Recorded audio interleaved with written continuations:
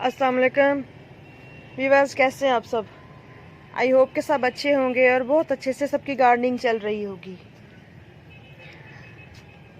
तो व्यूअर्स, बाहर के दिन शुरू हो चुके हैं तो माशाल्लाह हर तरफ फ्लावर्स ही फ्लावर्स नज़र आते हैं और फूलों से प्यार करने वाले लोग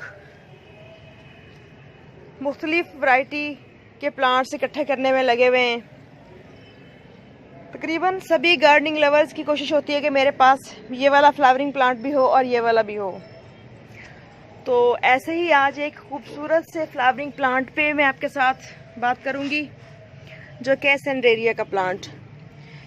ये बहुत ही खूबसूरत से फ्लावर्स वाला प्लांट है। इसके प्लांट एक दफ़ा खिलने के बाद तकरीबन 1 महीने तक ऐसे ही बने रहते हैं और बहुत ही खूबसूरत लगते हैं। इस तरह से छोटी छोटी सी बर्ड्स आती हैं, ये देखें, इस तरह नज़र आ रही होंगी आपको।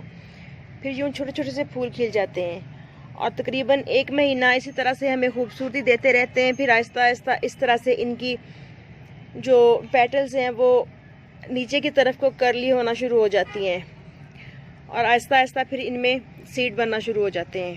और इस वाले प्लांट पे जो फ्लावरिंग होती है वो बंचेस की सूरत में होती है। जैसे एक स्टेम निकली इस तरह से, ये देखें, तो ऊपर काफ़ी सारे फूल खिलेंगे एक ही बंच के बना के।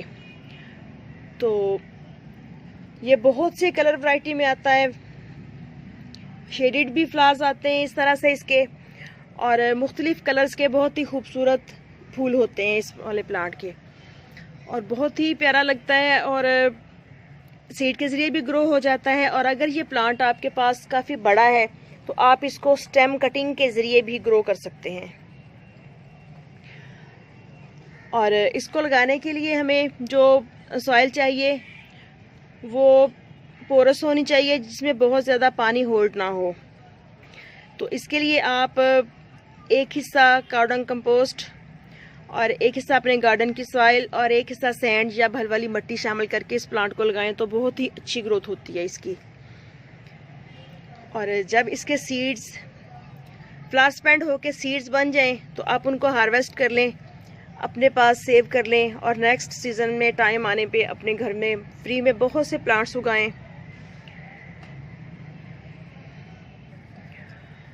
और पॉट के ड्रेनेज होल का ख़ास तौर पे ख्याल रखें। जिस पॉट में भी आपने सेंडेरिया प्लांट को ग्रो करना है तो उस वाले पॉट का अच्छी तरह से ड्रेनेज होल चेक करके तो फिर आप उसमें सॉइल मीडिया डाल के तो फिर आप इस प्लांट को लगाएं।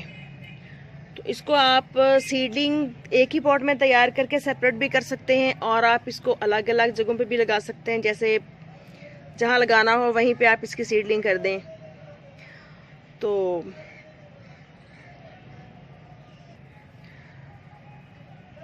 और इस वाले प्लांट को जब लगाना है आपने सेंडेरिया को, तो ऐसे पॉट में लगाएं 6 से 8 इंच का हो या 10 इंच का हो, जितना भी हो, क्योंकि इस वाले प्लांट को रूट्स बाउंड कंडीशन बहुत अच्छी लगती है और रूट्स बाउंड कंडीशन में बहुत ही अच्छा ग्रोथ करता है। और ये जो प्लांट है इसको ऐसी जगह पे रखें जहां इसको सुबह की थोड़े टाइम की घंटे डेढ़ की रोशनी धूप मिले, उसके बाद इस पर शेड आ जाए, यानी कि पार्शियल शेड में रखें तो बहुत अच्छी बात है।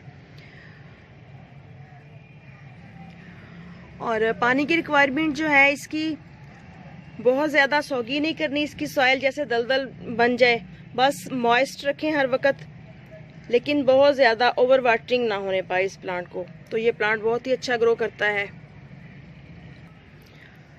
और इस प्लांट पे पेस्ट वगैरह का अटैक काफ़ी कॉमन है। इस पे स्पाइडर माइट्स और काला तेला वगैरह अटैक कर देते हैं, तो उसके लिए आप इस पे नीम ऑयल का स्प्रे करें तो बहुत अच्छी इनकी बात है। और ये प्लांट पॉइजनस प्लांट होता है, इसलिए पेस्ट वगैरह अपने पेट्स से और बच्चों की पहुंच से थोड़ा दूर रखें तो ज़्यादा बेहतर है। और गार्डन की खूबसूरती में बहुत ही बहार लगाता है और बहुत ही अच्छा लगता है ये प्लांट घर में लगा हुआ।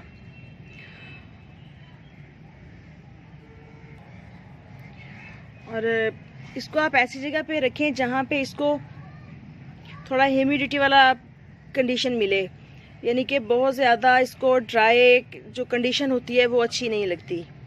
तो इसके लिए प्लांट्स के ग्रुप में रखें तो ये प्लांट बहुत अच्छी ग्रोथ करता है। अब जैसे जैसे अप्रैल मई का महीना शुरू होता जाएगा, आगे आगे गर्मी ज़्यादा होती जाएगी, तो ऐसे में जितने भी सीजनल प्लांट्स हैं उनको बचाना थोड़ा टफ हो जाता है। तो जितनी देर चला सकेंगे उतनी देर तो इंशाल्लाह कोशिश करेंगे इनको सेव करने की।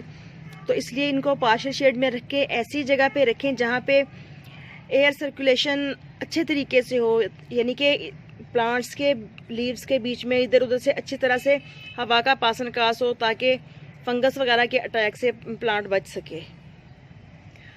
तो इंशाल्लाह फिर जैसे ही इसके सीड्स तैयार होंगे तो मैं हार्वेस्ट करूँगी तो आपके साथ शेयर करूँगी। तो आई थिंक के सनरेरिया प्लांट के मुतालिक आपको इंफॉर्मेशन मिल गई होगी कि किस तरह से हम बहुत ही इजीली अपने घर में इसको ग्रो कर सकते हैं। और चूँकि फ्लावरिंग प्लांट है तो इसलिए इसको जो हमने मिट्टी तो बनानी है इसकी अच्छी, उसके बाद जो हमने इसको फर्टिलाइज करना है तो इसमें आप इसको तकरीबन 15 दिन के बाद जो भी लिक्विड बनाते हैं अपने तमाम फ्लावरिंग प्लांट्स के लिए तो वो इसको डालते रहेंगे। क्योंकि मैं इसमें चंद दाने DAP के डाल देती हूँ और जो भी बनाना पील्स का या मस्टर्ड केक का फर्टिलाइज़र बनाती हूँ तो वो भी डाल देती हूँ। तो माशाल्लाह देखें कितनी हेल्दी और कितनी अच्छी सी फ्लावरिंग हो रही है प्लांट पे। तो इंशाल्लाह फिर मिलेंगे किसी नेक्स्ट वीडियो में नेक्स्ट टॉपिक के साथ। दुआ में याद रखिएगा और चैनल को सब्सक्राइब करना मत भूलिएगा, ताकि मज़ीद आने वाली अच्छी सी वीडियोस और ख़ूबसूरत से फ्लावर्स आपको देखने को मिल सकें।